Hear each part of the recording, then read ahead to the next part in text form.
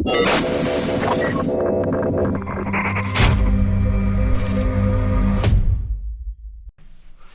YouTube, this is another Darktable video, and I'm making it because I've been making YouTube videos for a while and a lot about some DIY stuff in photography. I've made a couple on Darktable and I've had a few comments and I've had some subscribes, and don't underestimate the extent to which that encourages people to do more work. So if you can like and subscribe and let me know that this is worth doing, that's greatly appreciated. So what I'm going to do today is I'm going to take the discards from a shoot I did yesterday and make a couple of black and whites, where my purpose is really to do a fashion blown out kind of beautiful black and white image. So this shoot yesterday, it was awful. This was very much an experiment. You can see too hot here, but if I go to my absolute discards, here's what was going on here. This was a gloomy day in Colorado, which is very rare. So super flat, dull lighting. This is a Godox 8600 with an orange gel on it, and you can just see that's without, but you can just see the glow that's creating there. It's pretty good pseudo golden, but these are all discards. So anything with a 1-star here is bleh. Anything with a 2-star I've been through and I've seen it as a possibility, but I've pulled others out and worked on them, and these are the discards. Not because they suck, just because they're like other things. Like that's a great image, but it didn't go with the set because the ones that actually made it had more of a glow. If I go up to my 5 stars, like that. So that's more what I was going for in that set. So that was reasonably successful simulation of golden hour. So let me go to the 2. I jump around a lot, sorry. So here's some videos. How do we know which ones would be good as black and white? Super hard, because we see in terms of colors, not in terms of tones. And color photographs pop because of color variations. Like that could make a really nice color photograph because we have some popping colors. But what does it look like tonally? Tonally, it's actually quite flat. The reds and the skin and the green are all fairly in the same ballpark. There is not a huge tone variation. So, I mean, here's one thing you can do. Let's take an image. Let's make it monochrome. If you notice that went dull when I went into it, it's because I use a flat tone curve. I don't like the preset tone curves, but I'm going to add Nikon-like tone curve here just to simulate. So there's a simulation of a black and white, right? So if we go back to light table, so all I've done is added a Nikon-like or a basic tone curve and the black and white. I'm going to copy all of the attributes of that. None of these other images have any work done to them, so I'm going to Control A. That's Linux. I don't know what Mac is. Control A and paste all. And now in this entire set of 116 images, I have a cheap, quick and dirty black and white image. So it gives me an idea of what might look better in black and white. Now look at that image I was talking about a second ago. There is very little in the way of tonal variation here. It's kind of flat. So learning to see that is really hard. I'm still working on it. Now look at this image, on the other hand. So this image, if we discard the image stack and see what it's actually like, there's no pop color here. This is about tone. So this is a great this is a great candidate for black and white. It already looks good with this cheapo simple step black and white. So let's go through some more. Those are definitely candidates. That was in the outside. That was in daylight. This was undercover, so it was more, the light was more directional. Still definitely a candidate for black and white, but even there, I don't know. My brain can't tell which one is better for black and white. Still working on that. Blown out.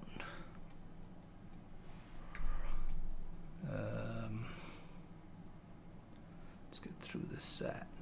Definitely. So you can see the difference between this set, which was outside, with in very flat light, with the addition of a strobe with an orange gel. How flat that is compared to this, which was just undercover. So Haley is just undercover here. So effectively, we have a huge light source coming from the left. That is our key light, the entire world coming from the left. And we have much less color in these photographs. If I discard that stack, you can see what that actually looked like. So even looking at it, you can see there's more contrast. Even looking at it in color, you can see there's more contrast, which is a better candidate for black and white. But what's actually going to make a killer black and white? These made a killer color. Let's lose the stack on one of those, because the car acted as a reflector. So to the left of this photo is the world. It's an overhang. She was just out of the direct sunlight, so effectively the world is a big key light coming from the left, and the car was a reflector filling in light. So I have a bunch of those in the final, like maybe 4 or 5 in the final cut, because those were excellent in color. And check that out. That's just with the Nikon alternative tone curve applied, base curve applied, and it's awesome. What else have we got? Now that, if we had a face that was popping like that hubcap, that would be screaming black and white. That screams black and white. Just look at the tonal variations in that.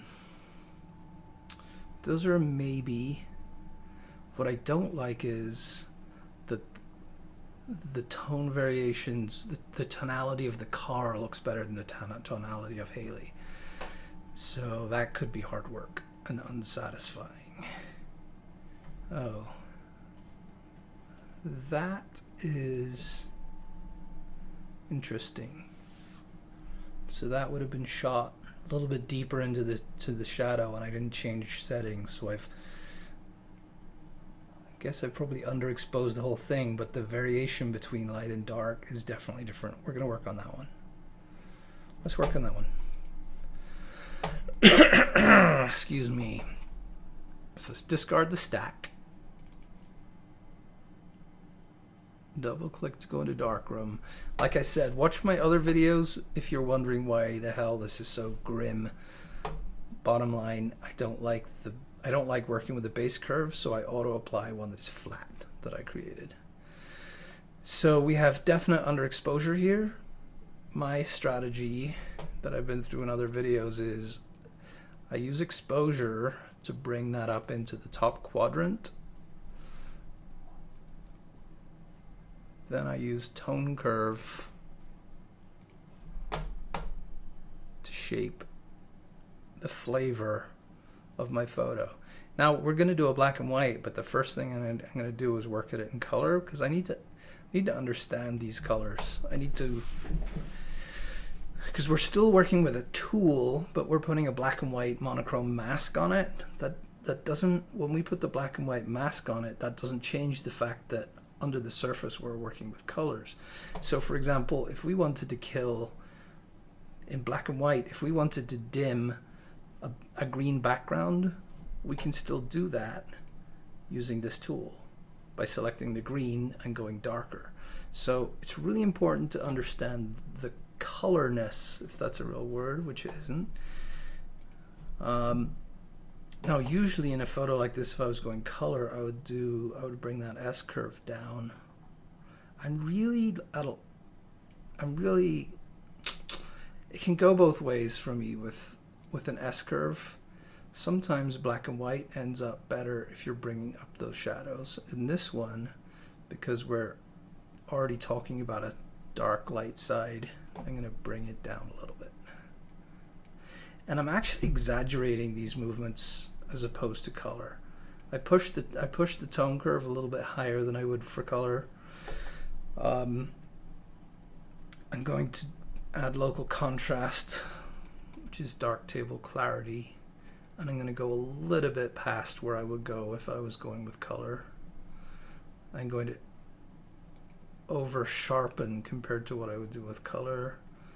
Let's talk about contrast real quick. So people think of, let's fire over to black and white already.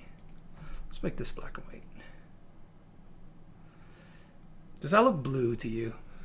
Takes me 10 seconds to not see, for my eyes to see black and white and not cyan and pink on skin tones. So what a lot of people do for black and white is that, boom, oh yeah, it's so black and white, it's so contrasty. But a good black and white is also about detail. And if you just bump the contrast, you lose detail in hair, you lose detail everywhere.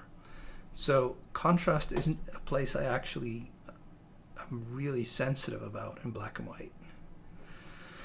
So we've gone black and white. What do I think about this? Well, I want to sharpen.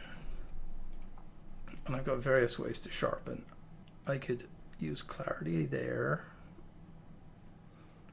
which lost me details, so I'm not gonna. I could sharpen here, which is kind of a mega sharpen, which is giving me some detail, but a lot of unwanted stuff too, unflattering. So I'm gonna give it a little bit of detail there. So that's 1 over flat. Or am I? Or am I going to use my wacky flatter tone curve that I sometimes do? No. I'm going to use the sharpen. So black and white for me is much more trial and error.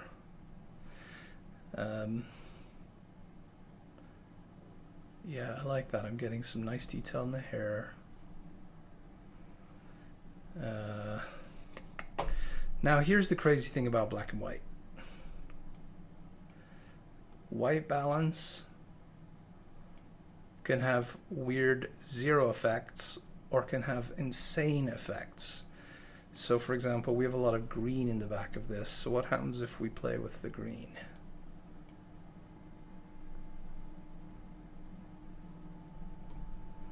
Well, it's effectively a channel brightness in a way. It can be very unsubtle and uncontrollable or unpredictable. But you know, sometimes if you have an image and you just don't know where to go with it, coming into white balance and sliding sliders from one extreme to another can get really interesting. That's an improvement. Partially because I've blown out the highlights a little bit, which I like to do in black and white. But I mean, we now have, oh, it's pretty close to normal actually. Sometimes you come in there and do that and it's just whack. But I'm not going to do that because there's another thing I've discovered that I really like on black and white shots, model shots like this. If we select by saturation where the skin tone is, so what I really want to do is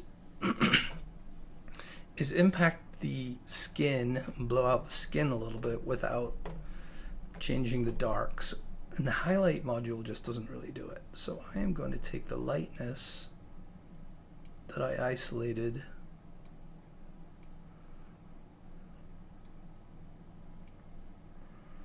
with the dropper, just pull that up a little bit, just until I'm losing a little bit of the shadow there. Yeah, I like that. So going from there to there. Now it looks like I've just increased brightness, but it's actually more subtle than that because of the way this tool works. I don't completely understand why it's giving me what I want, but it's pretty consistently giving me what I want when I'm working with black and white skin. At this point, I'll possibly pull the shadows down a little bit with this tool. The shadows and highlights. But what I don't want to do is lose detail in the hair. So I'm just, if you see there, I'm going from, if I do 2 clicks of the scroll wheel up, so you've got a tiny, tiny difference along this edge. So I'm going to go down 1. Super subjective.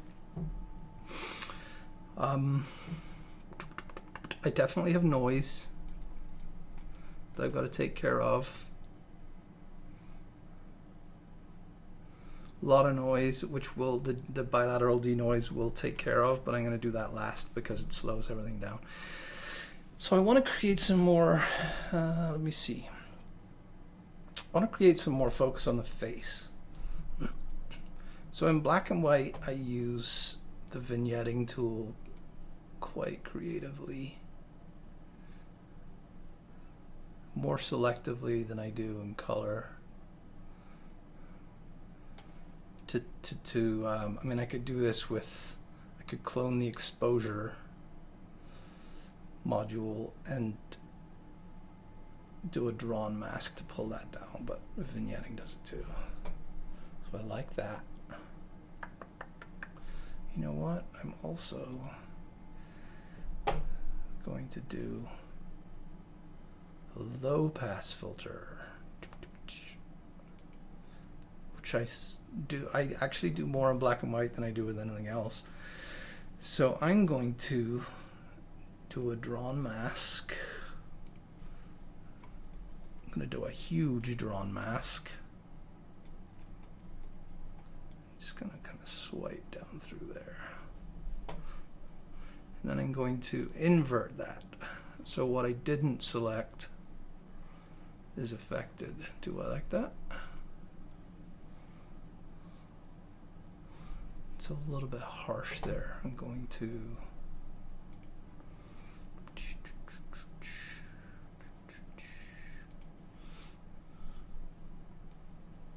do another swipe so that it's just taking out the bottom of that coat. How's that?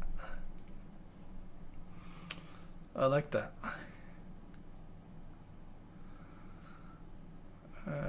Now I'm going to have a look and see what my denoise filter does to the eyes. I think it's going to be fine because what is missing from these eyes is a catch light. So if I'm working in a shot like this, the last thing I do is denoise. If I denoise and I see sharpness being lost in the eyes, then I will do what I just did with the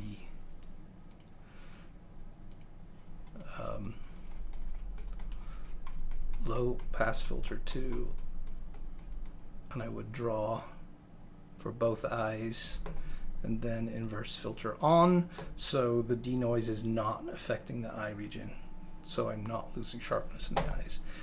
But it's not really doing anything here because I don't have a catch light, and I'm going to fix that too. So I'm going to kind of call this, from a Darktable perspective, done. I'm going to turn off the denoise. I'm going to add a frame.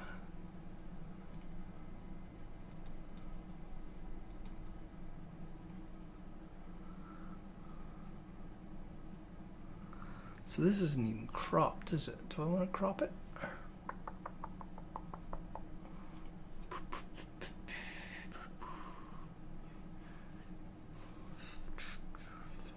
7. I think I do. I think I like that.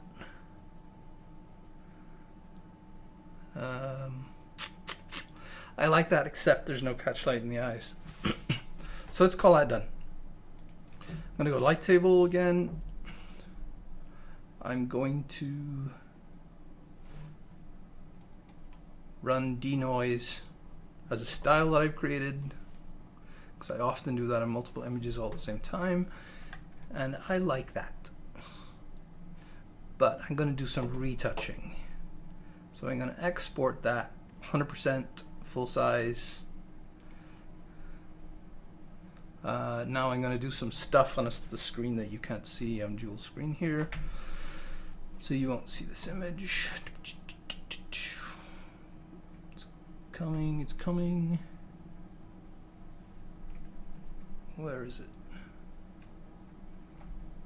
Come on, Darktable. Shouldn't be taking that long. It still is. That's because of the denoise. And actually the low pass is also something that slows down processing. So it spat out the image. I'm going to open with Portrait Pro in Linux. Portrait Pro 15 works fine in Linux. Under Wine, 17 doesn't. I just tried it and it doesn't work, which is really a shame. 15 does work well. Now, Portrait Pro has a terrible reputation because it's overused, or it doesn't have a terrible reputation. It has people who say it's bad, inherently bad, which is kind of dumb because software is neither bad nor good. I use it a lot, but very subtly. So let's look at the photo. I have a preset. Like if we go, oh, I can't really show you the standards because it doesn't know it's black and white, but its presets can be fairly kind of fakey. But this is the preset that I set up for the shoot for the colored ones, which is just some skin and some eye control. Let's see what's going on with the skin. I'm going to take them all off. Black and white is a little bit weird. Just gonna see what I want here. A little bit around the eyes.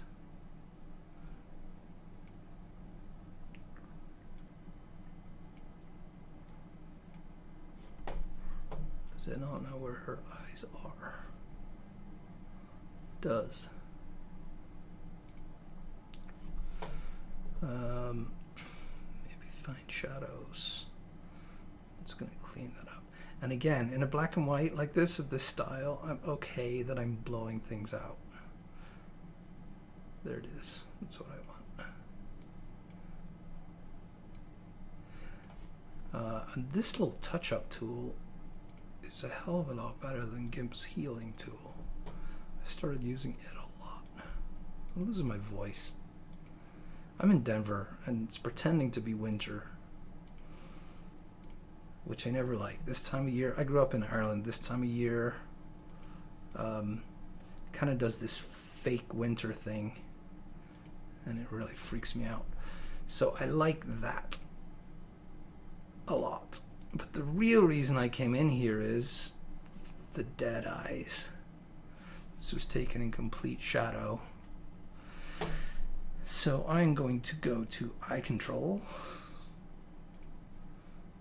I don't think I need to whiten. I know I had eye whitening and a little bit of iris popping going on, but I give that a tiny bit. Here's why I'm here though. Oh, the selection for this is popped into the window you can't see. I'm going to go with a chapel window. So I'm basically adding a catch light to the eyes here.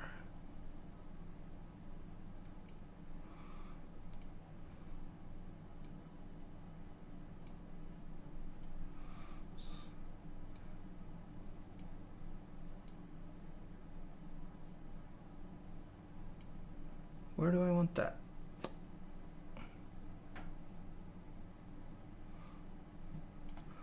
Up there? I don't know.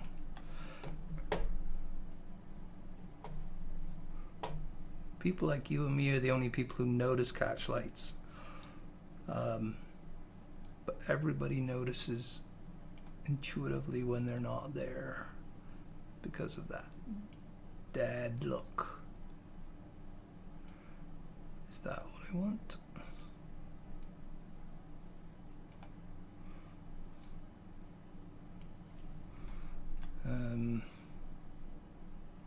Nope. Maybe it's just too bright. Yeah.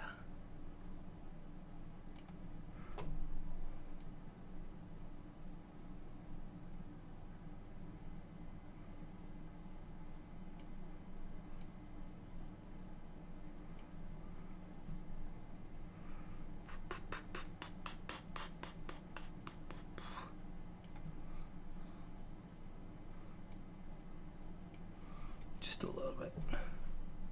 Yeah, I'm gonna go with that. And there's our image. Save. So there's a black and white image, which I like. I like a lot.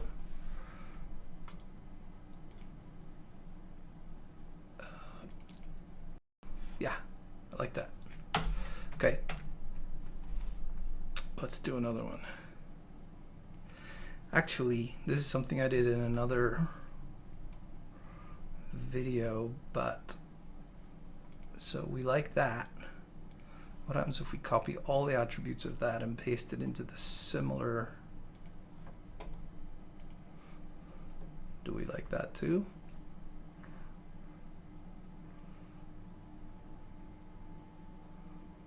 Is it gonna pop? Yeah, like it better than it was. So that's something else you definitely want to do in Darktable, is work on one image and then apply it to a whole bunch. About that one. Overexposed. But even that, so you can take a whole bunch of that work, go into Darkroom, and fix the thing that's actually wrong with it.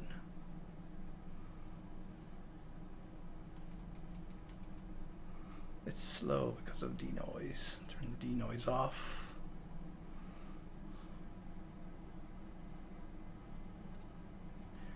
So that's got some value.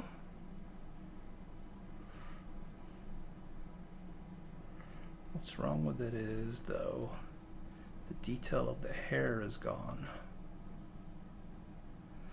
There's no separation with that dark, which could be fixed possibly by pulling up the shadows. Yep. Crop is off.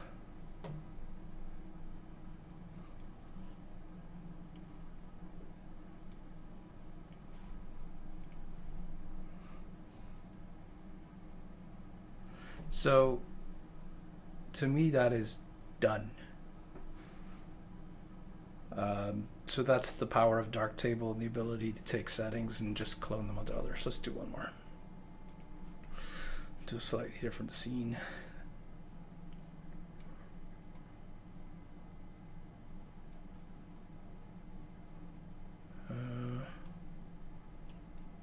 All of these look like good candidates.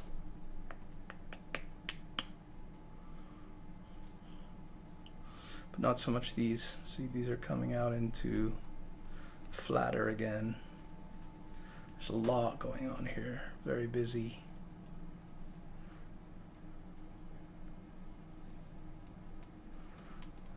Let's do...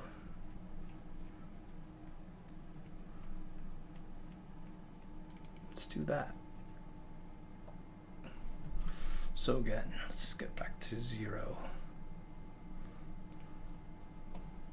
So I'm going to kill the history stack, discard the history stack of the black and white and the... Okay, so what do we got going on here? Well, we need to bring darks up to fill in this gap up here. I'm going to exaggerate it. I'm going to push the darks past because we're going to go black and white. On the top end, I'm going to do my normal tone curve thing.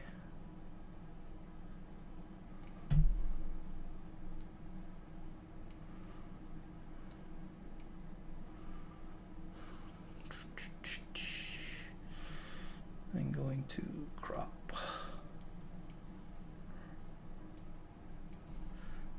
Let's get one of those straight. Right click and drag. You get a rotate.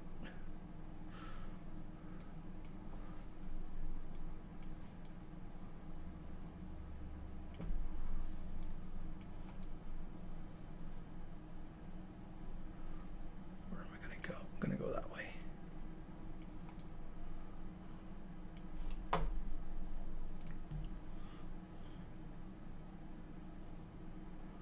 Don't love that crop. I'm going to go central.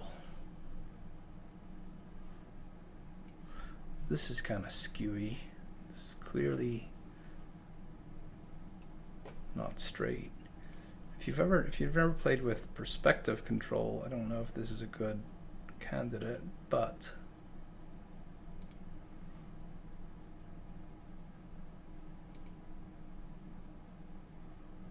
no. It's interesting though. But if you have a building you're looking up, this setting is really good to just make all your lines straight. I'm not going to use that. Okay. So let's go with that. Normal stuff. Local contrast.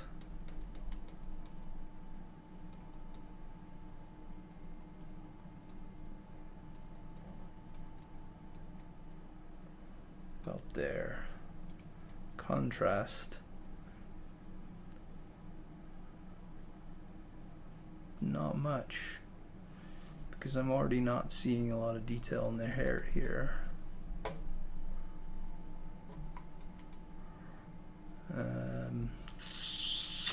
That could be a problem. We'll see. I've done the tone curve, right? Sharpen way more than I would for color.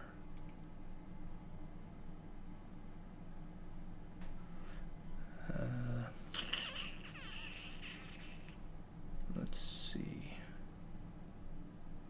No, let's just see how that looks in black and white. Let's go for it. Looks blue. Wait for my eyes to adjust. See, this does not look. I don't know where this is going. I don't know if this is going anywhere fast. Let's see. Let's do this.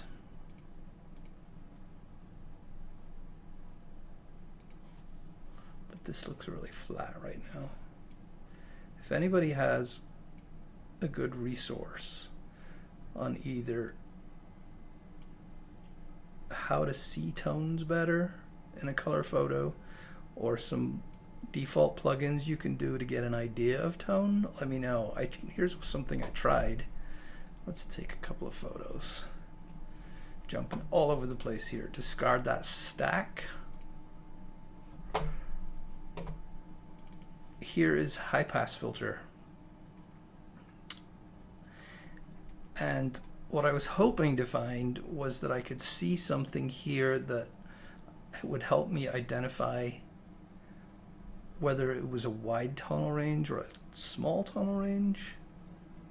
And it works sometimes, but then I take a photo that makes an amazing black and white and I do this too, and I don't see the same effect. So I'm still working on that. If anybody has if anybody's found some way to just apply something to get an idea of tonal range or whether something is a good candidate for black and white, please put it in the comments.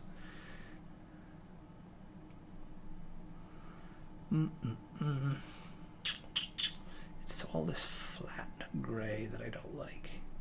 What if I bring down shadows?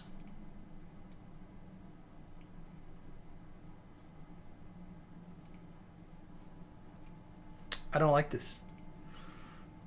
I don't like it at all. I don't know what to do with it to make it awesome.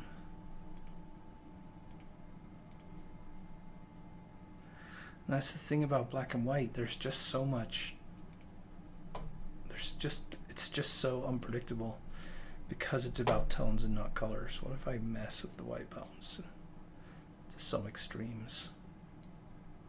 That's not it. That's a gray.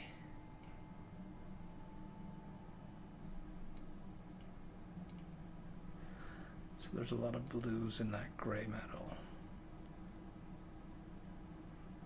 Nope.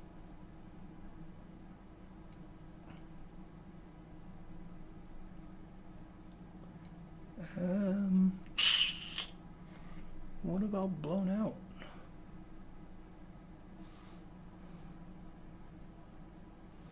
I kind of like this. And that's the weird thing. If I had just increased exposure, this would not look the same. But by messing with the white balance, it's got a different effect.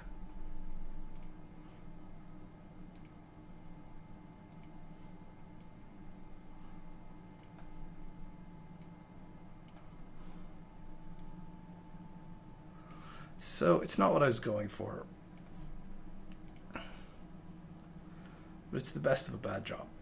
No, I don't like it. I don't like it. It's dead to me. What else have we got? These. So look at the different. I mean, it's obvious. Not only do I look at it, this is flat, much of the same brightness and tone, and this isn't. So what was I wasting my time doing that for? Let's do this. Okay. So already, this looks pretty decent. Turn off that base curve, go back to color, because I want to see what colors are going on. I've got some greens, got a lot of bluey gray.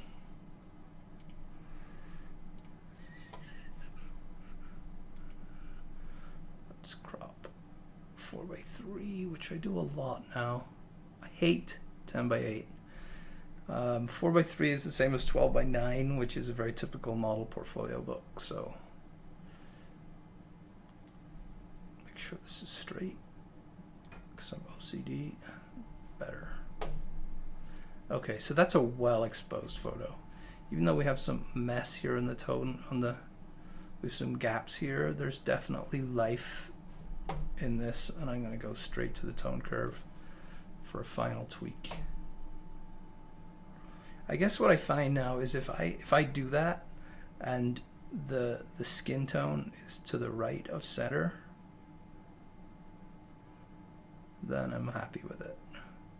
I'm going to pull that up. And I'm not, when I'm doing black and white, I don't even worry so much about blowing out highlights, because blowing out highlights is part of a black and white, or part of my style of black and white anyway. But this is more what I do for color than a black and white. Okay. So that's my kind of general feel. Some local contrast. Just maybe a scroll wheel click or two past where I would for color. I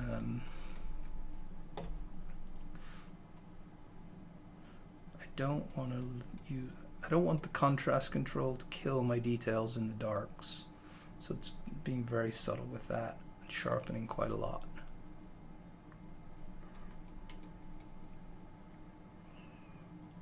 It's a pretty good color photo actually.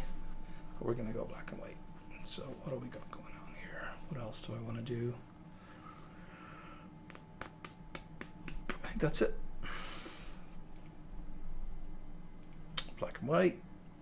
It looks blue. Speaking of blue, let's do something different with this too. When we say black and white, we mean monochrome. Monochrome doesn't mean that it's necessarily pure blacks and pure whites. And the color correction tool is really, really good to add some subtle color shifting to a black and white image. I kind of like this bluer quadrant, but this is how you could go sepia, which I don't do because I'm old, but I'm not stupid. Like that a lot. So now I'm gonna do this again. Maybe this is just what I like. If you don't like how this looks when I do this, let me know in the comments, because I don't want, like, don't just copy me. Go spend hours and hours and hours in this tool and find out what works for you. See, I like that. And then I'm gonna shape a lot of that away with that tool. Just the brightness, not the saturation. Saturation doesn't make any difference, does it? It's black and white. Huh, interesting. It affects the tone, it affects the curve, the histogram, but it doesn't seem to visually affect the picture. Interesting. I wish I understood more than I actually understand.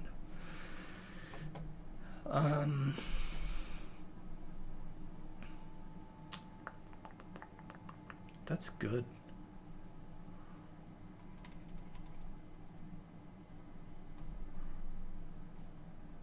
Catch light again.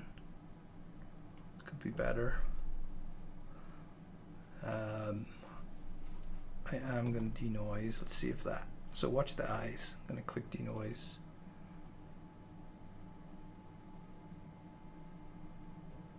Didn't affect the eyes, so I don't care. But that's gone totally buttery in the background. So I am going to denoise before I export. Is there anything else I want to do? Maybe a frame. I kind of like frames on like a 3%, 4%.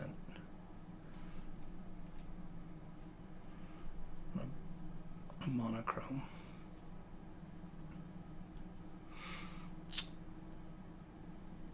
I like that photo.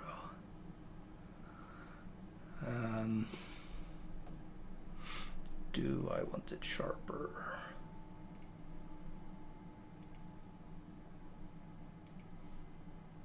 Kind of want that sharper.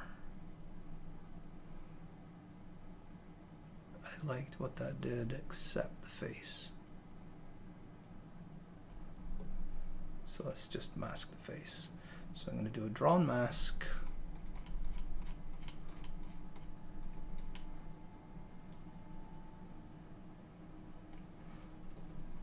Then I'm going to say yes, invert the mask, so it doesn't affect what I drew rather than it only affects what I drew.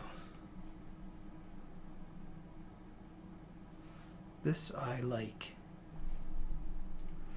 Go back to light table.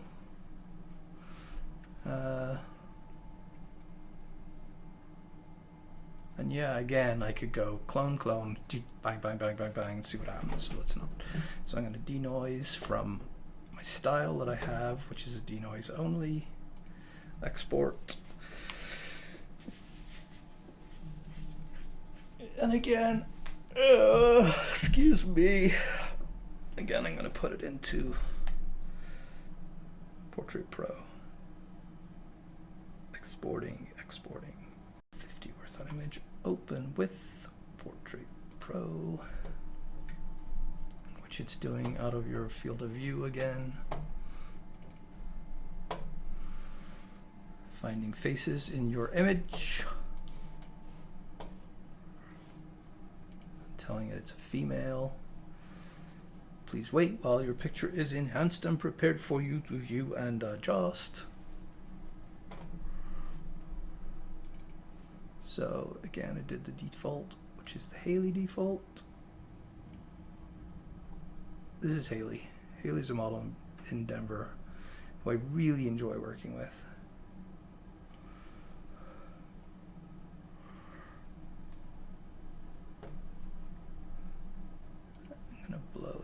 skin control out a little bit.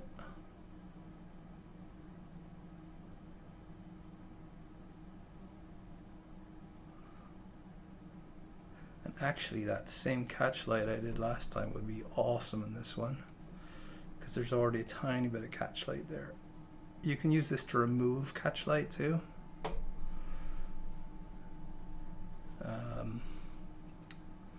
If I was really being crazy, I would go in and use GIMP to remove that contact lens edge, but I'm not. Honestly, since I realized this touch-up tool exists here, that was too harsh. I've been going to Final without GIMP at all, more often. GIMP has been more about light stands.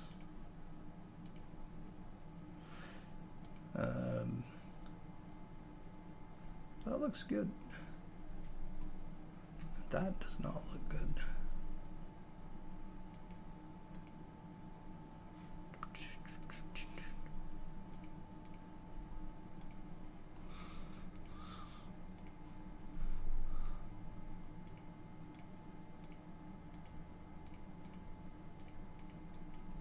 It's not great, actually. Partially because it's not used to black and white. I'm gonna mess with that in GIMP. Let's do that catch light again, because I didn't love it in the last one. I could do octagon here. There's an octagon box.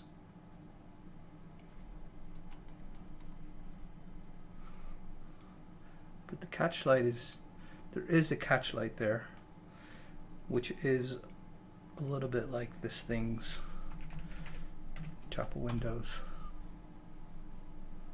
No. Well, let's see. Let's nudge that around a little bit.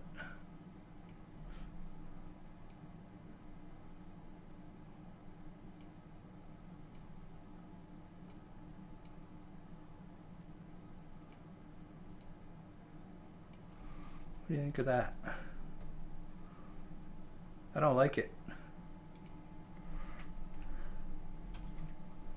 Bright window. Can't see it. Where to go?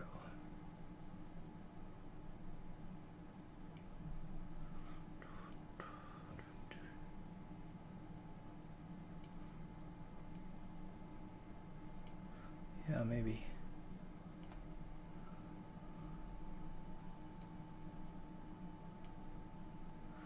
Just kind of laying that. Where'd you go? Kind of laying that on top of the other catch light.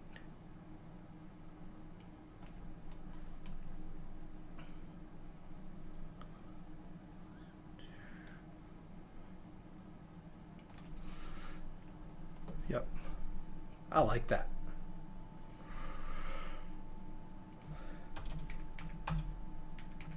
Like.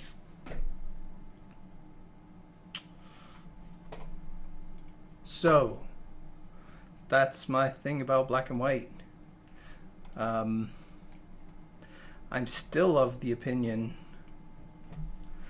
I'm still kind of the style. I haven't got to the point that if somebody said, "Hey, I want to shoot some black and white," I would instantly know. Okay, so we'll use this lighting, or we'll use this style, or we'll.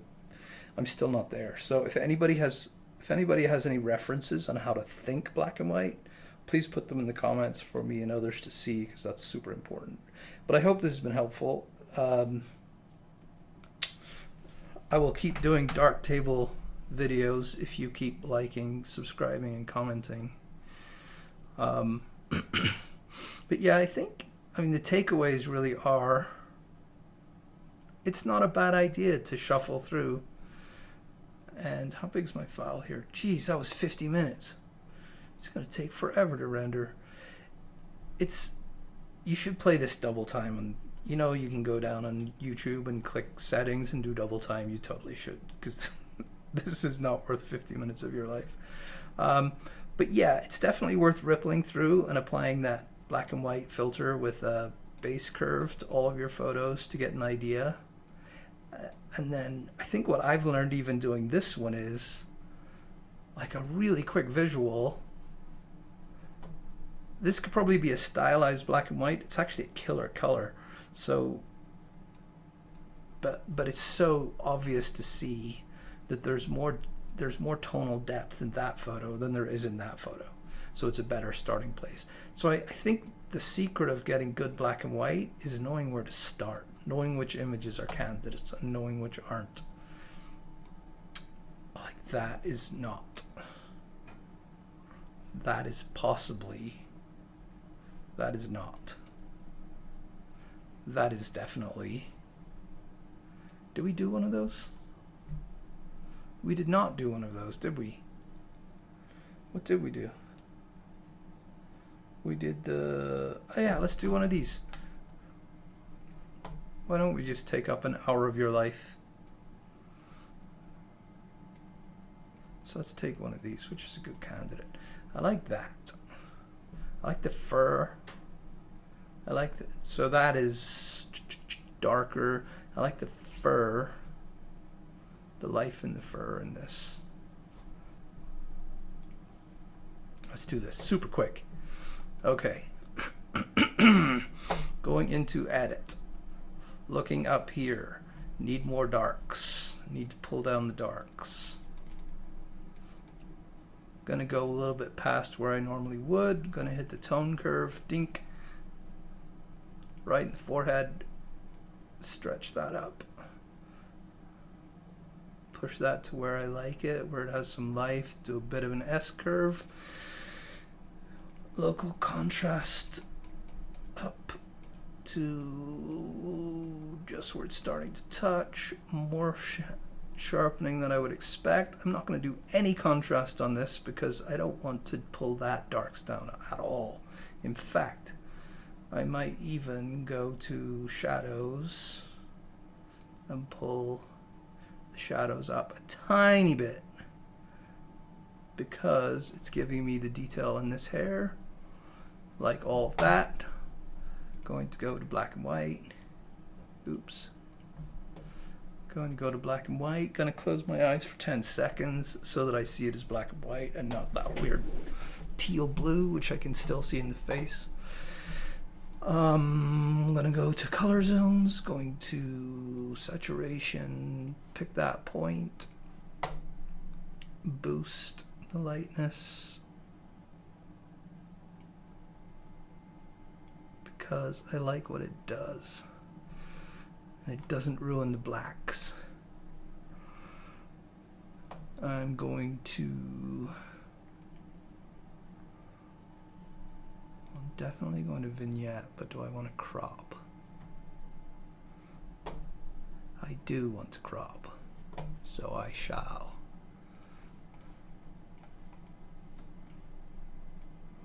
How do I want to crop? I want to crop right there.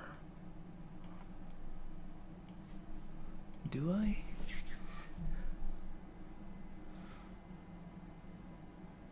Yeah, I do. Then I'm going to use the vignette actually to darken the lower.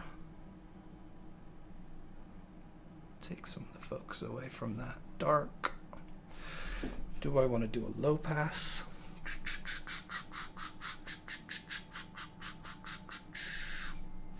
I don't know.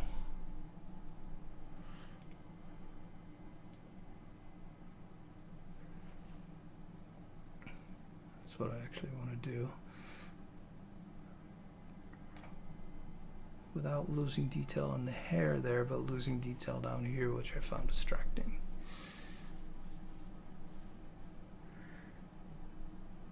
Now, I kind of want to kill those green trees, but this is a total experiment. Those green trees back there, can I pull their lightness down like this? I can.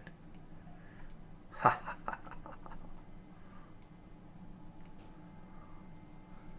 can. needs just a little bit of something.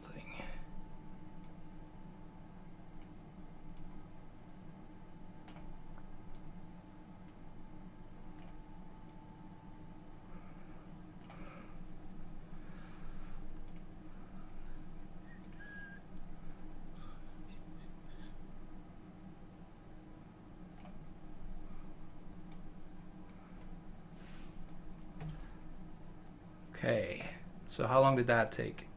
4 minutes. And I'm still going to denoise it, but I'm going to do that in light table. But I'm going to take boom, boom, boom, boom, boom, boom, discard the history stack. Yes. Copy all of the history stack. Paste everything except the crop. Ha!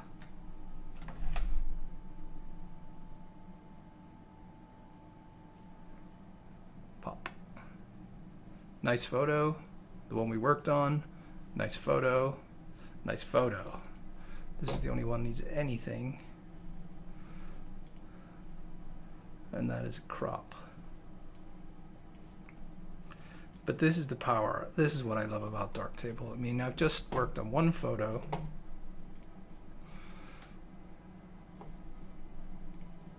And I have 4. In 5 minutes? Maybe I should have made a 5-minute video. Sorry. Select them all. Denoise them. And we're done. We have 4 really cool photos that I would actually deliver. In fact, Haley, if you're watching this, you've probably seen that I've delivered these. Okay, that's it. Thank you very much. Have a great day. Please like and subscribe. Goodbye.